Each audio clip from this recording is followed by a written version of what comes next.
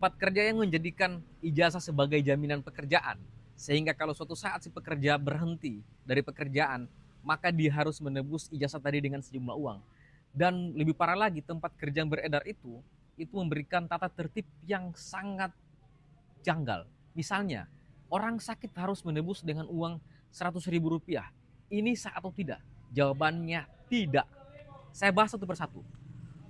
Penahanan ijazah itu adalah perbuatan melawan hukum. Jadi ijazah itu di dalam Undang-Undang Ketenagakerjaan dan di KUH Perdata itu adalah hak milik pribadi. Itu bukan hak perusahaan.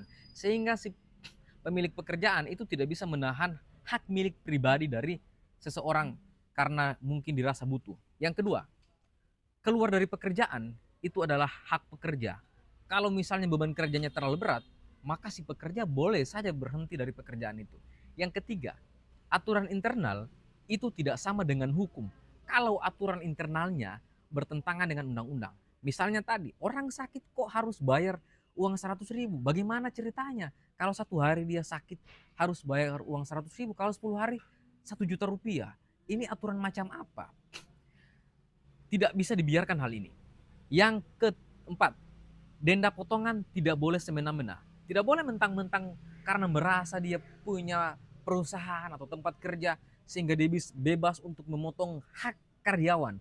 Kalaupun memotong gaji karyawan itu harus sesuai dengan peraturan perundang-undangan yang sudah diatur dalam Undang-Undang Cipta Kerja, dalam Undang-Undang KUH Perdata, macam-macam undang-undang yang jelas harus sesuai dengan aturan perundang-undangan. Yang kelima, bolehkah pekerja berhenti dari tempat kerja kalau merasa beban kerjanya sudah tidak sesuai? Jawabannya boleh sekali.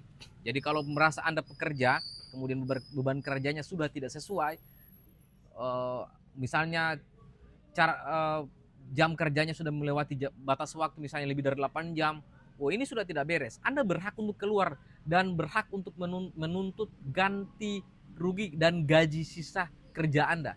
Bukan ketika Anda berhenti kerja, kemudian Anda dimintakan untuk menebus sisa kontrak dan itu adalah syarat untuk mengambil ijazah. Ini tidak benar. Sampaikan pesan ini kepada orang lain dan follow akun ini agar tidak ketinggalan info hukum setiap harinya. Terima kasih. Salam hukum 1 menit.